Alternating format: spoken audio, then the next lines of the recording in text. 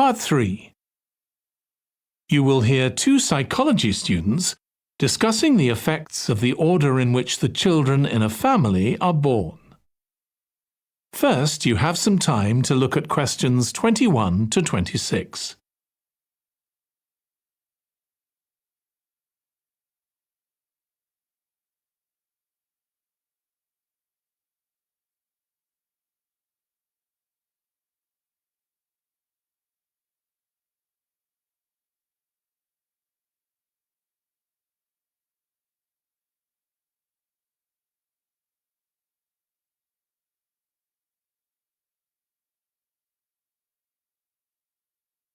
Now listen carefully and answer questions 21 to 26.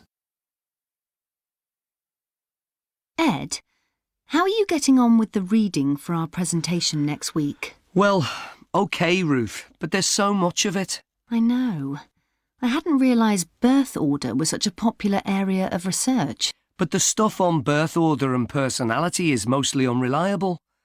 From what I've been reading, a lot of the claims about how your position in the family determines certain personality traits are just stereotypes, with no robust evidence to support them. OK, but that's an interesting point. We could start by outlining what previous research has shown. There are studies going back over 100 years. Yeah, so we could just run through some of the typical traits. Like the consensus seems to be that oldest children are generally less well-adjusted, because they never get over the arrival of a younger sibling.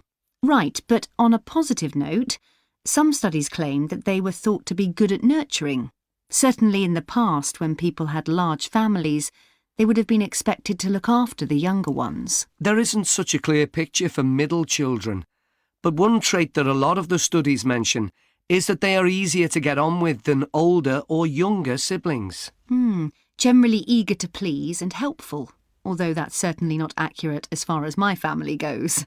My middle brother was a nightmare, always causing fights and envious of whatever I had. As I said, none of this seems to relate to my own experience. I'm the youngest in my family, and I don't recognise myself in any of the studies I've read about. I'm supposed to have been a sociable and confident child who made friends easily, but I was actually terribly shy. Really? That's funny. There have been hundreds of studies on twins, but mostly about nurture versus nature. There was one on personality which said that a twin is likely to be quite shy in social situations because they always have their twin around to depend on for support. My cousins were like that when they were small. They were only interested in each other and found it hard to engage with other kids. They're fine now, though. Only children have had a really bad press. A lot of studies have branded them as loners who think the world revolves around them because they've never had to fight for their parents' attention. That does seem a bit harsh. One category I hadn't considered before was children with much older siblings. A couple of studies mentioned that these children grow up more quickly and are expected to do basic things for themselves, like getting dressed. I can see how that might be true, although I expect they're sometimes the exact opposite, playing the baby role and clamouring for special treatment. Before you hear the rest of the discussion, you have some time to look at questions 27 to 30.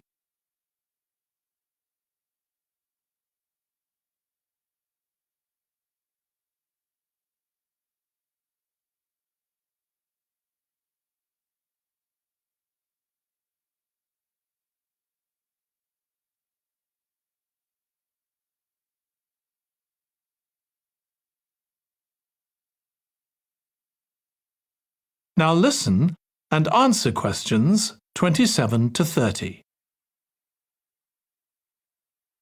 What was the problem with most of these studies, do you think? I think it was because, in a lot of cases, data was collected from only one sibling per family, who rated him or herself and his or her siblings at the same time. Some of the old research into the relationship between birth order and academic achievement has been proved to be accurate, though. Performances in intelligence tests declined slightly from the eldest child to his or her younger siblings. This has been proved in lots of recent studies. Yes, although what many of them didn't take into consideration was family size. The more siblings there are, the likelier the family is to have a low socio-economic status, which can also account for differences between siblings in academic performance. The oldest boy might be given more opportunities than his younger sisters, for example. Exactly. But the main reason for the marginally higher academic performance of oldest children is quite surprising, I think. It's not only that they benefit intellectually from extra attention at a young age, which is what I would have expected. It's that they benefit from being teachers for their younger siblings by verbalising processes. Right. And this gives them status and confidence, which again contributes in a small way to better performance. So, would you say sibling rivalry has been a useful thing for you? I think so. My younger brother was incredibly annoying, and we fought a lot. But I think this has made me a stronger person. I know how to defend myself. We had some terrible arguments, and I would have died rather than apologise to him. But we had to put up with each other, and most of the time we coexisted amicably enough. Yes, my situation was pretty similar. But I don't think having two older brothers made me any less selfish.